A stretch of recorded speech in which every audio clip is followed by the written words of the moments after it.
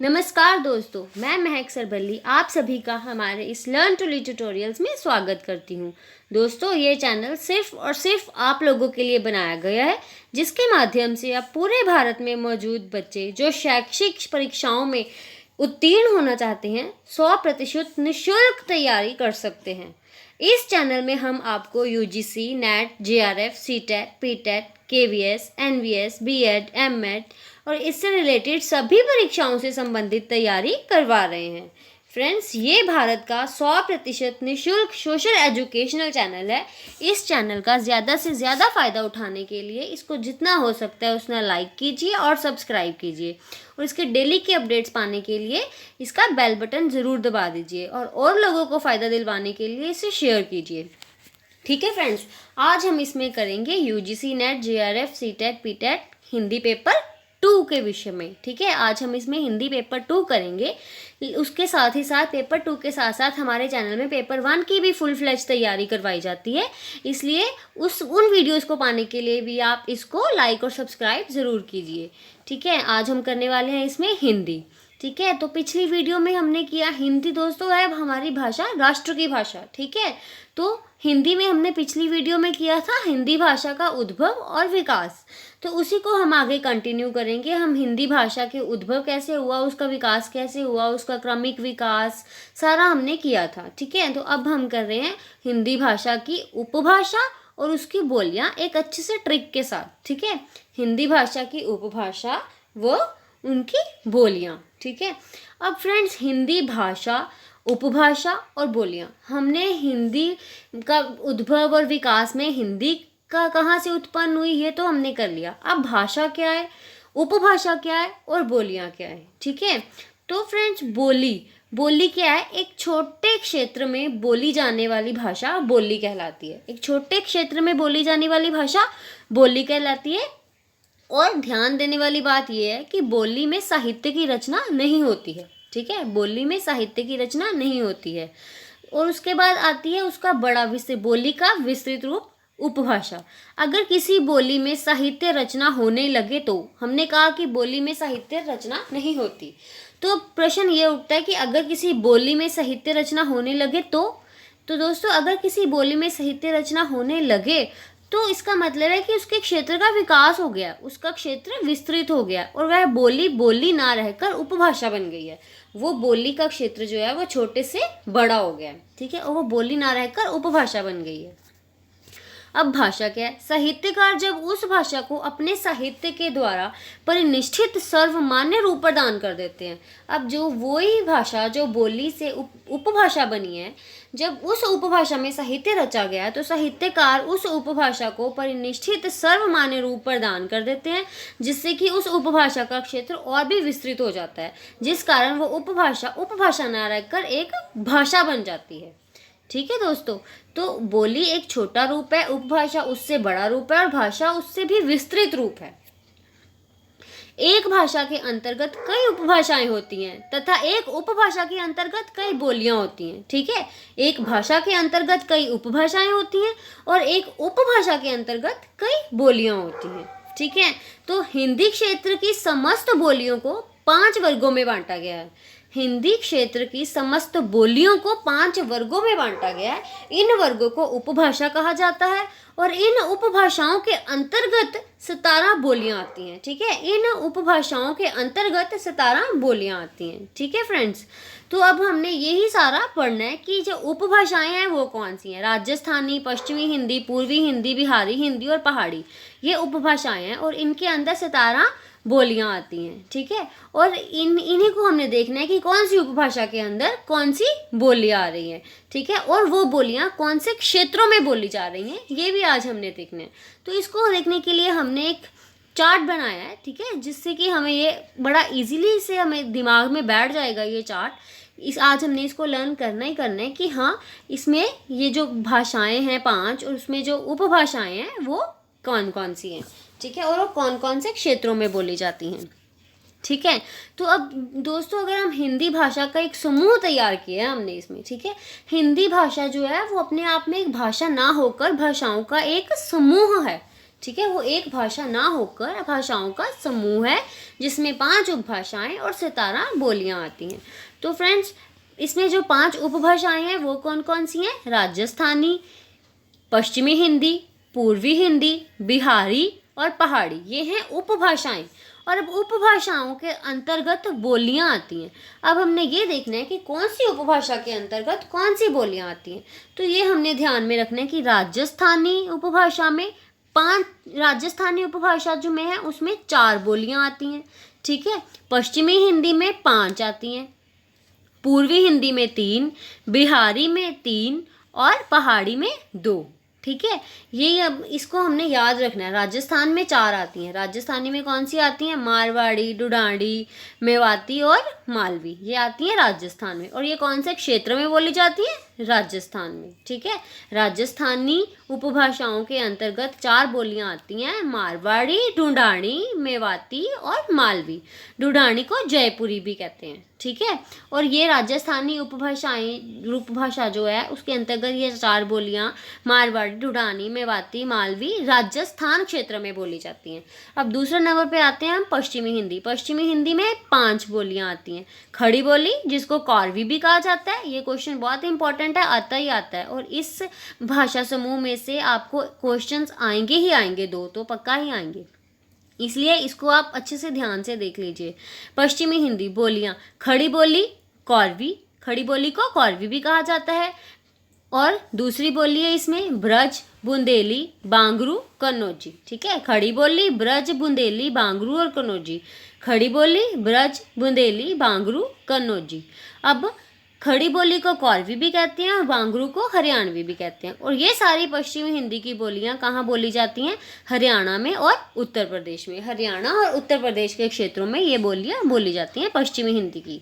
अब बात करते हैं तीसरी उपभाषा जो है पूर्वी हिंदी। इसके अंतर्गत 3 बोलियां आती हैं। 3 बोलियां आती हैं, वो कौन कौन सी हैं? अवधी, बघेली और छत्तीसगढ़ी। अवधी, बघेली और छत्तीसगढ़ी। और ये कौन से क्षेत्रों में बोली जाती हैं? मध्य प्रदेश, छत्तीसगढ़ और उत्तर प्रदेश। मध्य प्रदेश, छत्तीसगढ़, उत्तर प्रदेश। अब चौथे नंबर पे हम बात करते हैं उपभाषा बिहारी की। बिहारी के अंतर्गत भी 3 बोलियां आती हैं, भोजपुरी, मगही, मैथिली। भोजपुरी, मगही, मैथिली। और ये कौन से क्षेत्रों में बोली जाती हैं? बिहार और उत्तर प्रदेश के क्षेत्रों में। अब 5वें नंबर पे उपभाषा जो आती है वो है हमारी पहाड़ी। पहाड़ी जो है उसके अंतर्गत 2 बोलियां आती हैं, कुमाऊनी और गढ़वाली। कुमाऊनी और गढ़वाली। और ये कौन से क्षेत्र में बोली जाती हैं? उत्तराखंड और हिमाचल प्रदेश। ठीक है फ्रेंड्स, ये हमने किया हिंदी भाषा का समूह। हम आज टॉपिक कर रहे हैं हिंदी भाषा, उसकी उपभाषाएं और बोलियां। ठीक है, तो ये हमने इसको एक चार्ट के अंदर किया है। इससे आपको बड़े इजीली और बड़ा हेल्प मिलेगी इनको लर्न करने में। अब हम इनका थोड़ा इसको विस्तार से देख लेते हैं कि जो हमने ये चार्ट किया है उसको आगे हम थोड़ा सा देख लेते हैं कि उसके अंतर्गत क्या क्या आता है, उसको थोड़ा अच्छे से कर लेते हैं।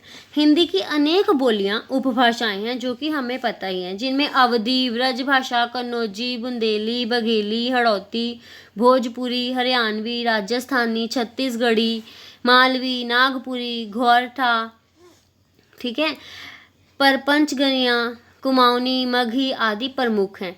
इनमें से कुछ में से जो अत्यंत उच्च श्रेणी की साहित्य की रचना हुई है, इनमें से कुछ ऐसी भाषाएं हैं, ऐसी बोलियां हैं जिनके अंतर्गत उच्च श्रेणी का साहित्य लिखा गया। ऐसी बोलियों में आती हैं ब्रजभाषा और अवधी। ब्रजभाषा और अवधी ऐसी हैं जिनमें उच्च श्रेणी का साहित्य रचना की गई है। ये बोलियां हिंदी की विविधता हैं और उसकी शक्ति भी हैं। वे हिंदी की जड़ों को गहरा बनाती हैं। ये जो ब्रजभाषा और अवधी हैं, ये हिंदी की जड़ों को गहरा बनाती हैं। हिंदी की बोलियां और उन बोलियों की उपबोलियां हैं जो न केवल अपने में एक बड़ी परंपरा, इतिहास और सभ्यता को समेटे हुए हैं, बल्कि स्वतंत्रता संग्राम, जन संघर्ष, वर्तमान के बाजारवाद के खिलाफ भी उसका रचना संसार सचेत है। ठीक है, अब बात कर रहे हैं हमने देख लिया कि हाँ बोलियां क्या हैं, ठीक है, कौन कौन सी हैं। अब हम देखेंगे कि ये जो हमने 5 उपभाषाएं की हैं हिंदी, पश्चिमी हिंदी के अंतर्गत क्या आती है? हमने पश्चिमी हिंदी के अंतर्गत 5 बोलियां की हैं, खड़ी बोली, हरियाणी, ब्रज, कन्नौजी और बुंदेली। खड़ी बोली को कौरवी भी कहते हैं। ठीक है। पश्चिमी हिंदी का विकास शैरसेनी अपभ्रंश से हुआ है। इसके अंतर्गत 5 बोलियां हैं: खड़ी बोली, हरियाणी, ब्रज, कन्नौजी और बंदेली। खड़ी बोली अपने मूल रूप में मेरठ, रामपुर, मुरादाबाद और सहारनपुर, मुजफ्फराबाद, बिजनौर, बागपत के आसपास बोली जाती है। इसी के आधार पर आधुनिक हिंदी और उर्दू का रूप खड़ा हुआ। बांगरू को जाटू या हरियाणवी भी कहते हैं। बांगरू को जाटू या हरियाणवी भी कहते हैं। ये पंजाब के दक्षिण पूर्व में बोली जाती है। कुछ विद्वानों के अनुसार बांगरू खड़ी बोली का ही रूप है, ठीक है, जिसमें पंजाबी और राजस्थानी का मिश्रण है। ब्रज भाषा मथुरा के आसपास ब्रज मंडल में बोली जाती है। जो ब्रज भाषा है वो मथुरा के आसपास ब्रज मंडल में बोली जाती है। हिंदी साहित्य के मध्य युग में ब्रज भाषा में उच्च कोटि की काव्य रचना हुई है, इसीलिए इसे बोली ना कहकर आदरपूर्वक भाषा कहा गया है। ब्रज को बोली ना कहकर आदरपूर्वक भाषा कहा गया है क्योंकि इसमें उच्च कोटि के साहित्य की रचना हुई है। और मध्यकाल में ये बोली संपूर्ण हिंदी प्रदेश की साहित्यिक भाषा के रूप में मान्य हो गई थी। पर साहित्यिक ब्रज भाषा में ब्रज के ठेठ शब्दों के साथ अन्य प्रांतों के शब्दों और प्रयोगों का भी ग्रहण है, ठीक है। कन्नौजी जो है वो गंगा के मध्य दोआब की बोली है। इसके एक और ब्रजमंडल है और दूसरी ओर अवधि का क्षेत्र है।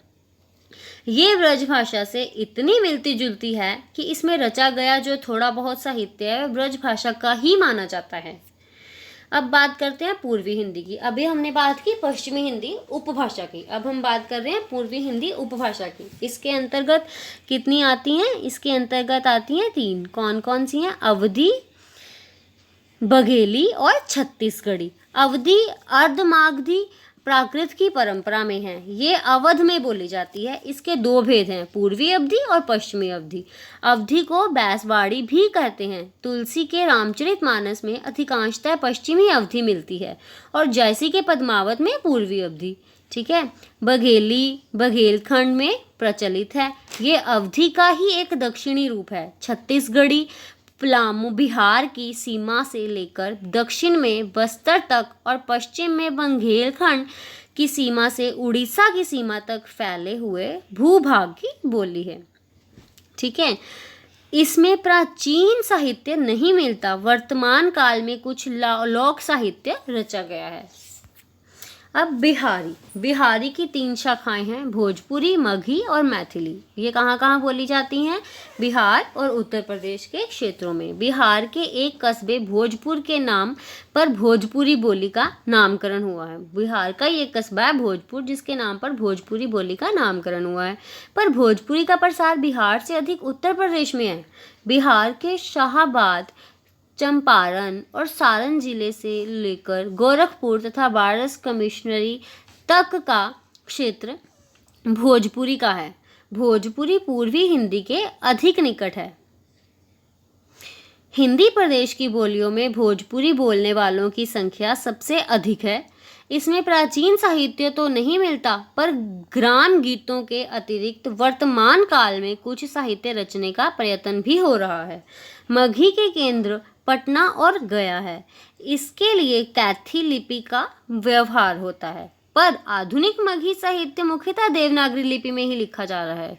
मगही का आधुनिक साहित्य बहुत समृद्ध है और इसमें प्राय सभी विधाओं में रचनाओं का प्रकाशन हुआ है। अब हम बात करते हैं मैथिली। मैथिली गंगा के उत्तर में दरभंगा के आसपास प्रचलित है। इसकी साहित्यिक परंपरा पुरानी है। विद्यापति के पद प्रसिद्ध ही हैं। मध्य युग में लिखे मैथिली नाटक भी मिलते हैं। आधुनिक काल में भी मैथिली का साहित्य निर्मित हो रहा है। मैथिली भाषा भारत और नेपाल के संविधान में राजभाषा के रूप में भी दर्ज है। नेपाल में दूसरी सबसे ज़्यादा बोली जाने वाली भाषा मैथिली है। कहाँ पे? नेपाल में, ठीक है।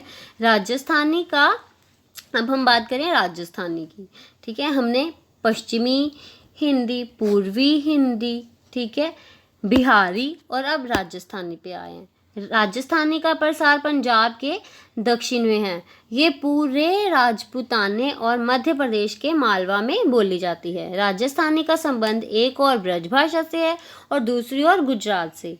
पुरानी राजस्थानी को डिंगल कहते हैं, पुरानी राजस्थानी को डिंगल कहते हैं, जिसमें चारणों का लिखा हिंदी का आरंभिक साहित्य उपलब्ध है।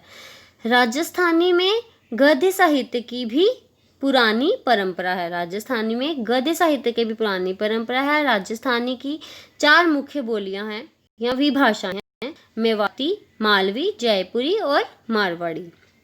ठीक है, मारवाड़ी का प्रचलन सबसे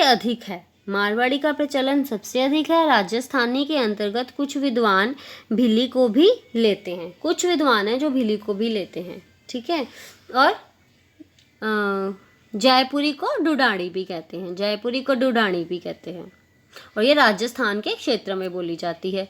अब हम बात कर रहे हैं पहाड़ी उपभाषा की। पहाड़ी उपभाषा राजस्थानी से ही मिलती जुलती है।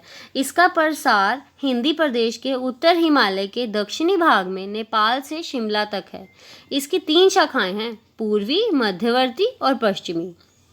ठीक है, जो पूर्वी पहाड़ी नेपाल की प्रधान भाषा है, जिसे नेपाली और परम्बतिया भी कहा जाता है। मध्यवर्ती पहाड़ी कुमाऊं और गढ़वाल में प्रचलित है।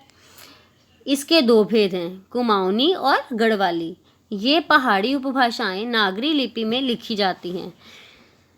इनमें पुराना साहित्य नहीं मिलता। आधुनिक काल में कुछ साहित्य लिखा जा रहा है। कुछ विद्वान पहाड़ी को राजस्थानी के अंतर्गत ही मानते हैं।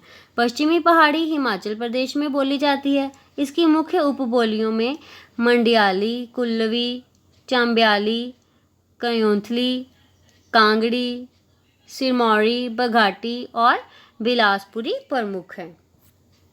अब प्रयोग क्षेत्र के अनुसार वर्गीकरण। अब हम इनका प्रयोग क्षेत्र के अनुसार वर्गीकरण करेंगे, इनका भौगोलिक वर्गीकरण कि कहाँ कहाँ पे ये प्रयोग होते हैं।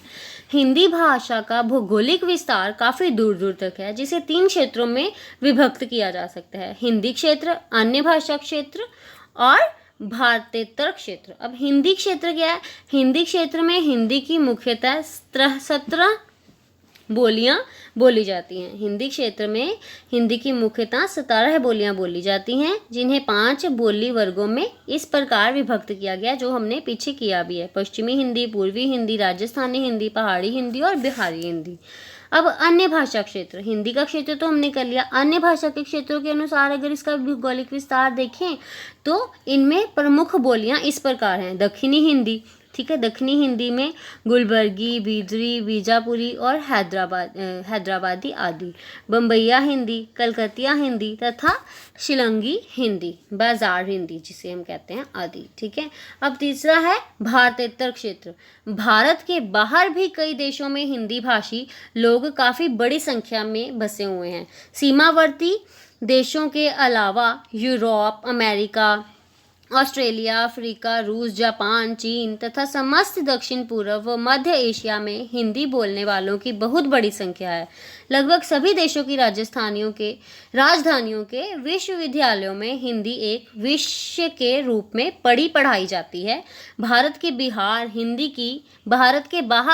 हिंदी की प्रमुख बोलियां ताजुकिस्तानी हिंदी, मॉरिशस हिंदी, फिजी हिंदी, सूरीनामी हिंदी आदि हैं। ठीक है, तो फ्रेंड्स ये हमने किया हिंदी भाषा, उसकी बोलियां, उसकी उपभाषाएं और भाषाएं। ठीक है, हिंदी भाषा का एक प्रॉपर समूह किया है हमने आज। अब कल हम इसकी एक और न्यू वीडियो लेके आएंगे, जिसमें हम इससे नेक्स्ट का टॉपिक करेंगे। ठीक है फ्रेंड्स, इसमें आपको कोई भी प्रॉब्लम हो तो आप पूछ सकते हैं। आप इसमें अच्छे से इसकी तैयारी करो, अच्छे से इसको पढ़ लो, देख लो।